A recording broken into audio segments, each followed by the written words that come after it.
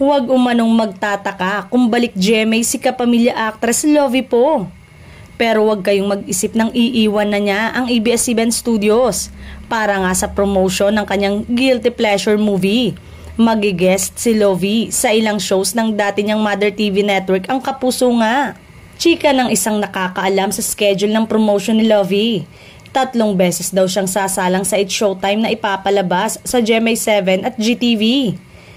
May guesting din si Lovie sa Fast Talk with Boy Abunda pero malay natin, mag-guest din siya sa iba pang shows ng Kapuso Network. Sabi pa, excited na nga si Lovie sa one-on-one niya with Boy Abunda. Samantalang co-producer si Lovie ng Regal Entertainment sa pelikulang Guilty Pleasure.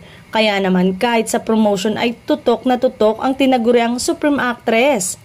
Sina J.M. De Guzman at Jameson Blake nga pala ang leading men ni Lovie sa nabanggit na pelikula. Subok na ang pambihirang ganda at talento ni Lovie sa iba't ibang proyekto, mapapelikula o television man, hanggang sa modeling at pagiging recording artist niya. Kaya naman, masasaksihan pa din daw ang iba't ibang talento ni Lovie sa ABS-CBN na gumagawa ng mga palabas, pelikula, musika, digital show at concert sa TV at sa digital. Sa 15 years niya sa industriya, nagwagi na si Lovie ng Best Actress trophies mula sa FAMAS Award at Cinemalaya Independent Film Festival. May tuturing ding fashion at style icon si Lovie dahil sa pagiging suki niya sa maraming magazine covers sa loob at sa labas ng bansa.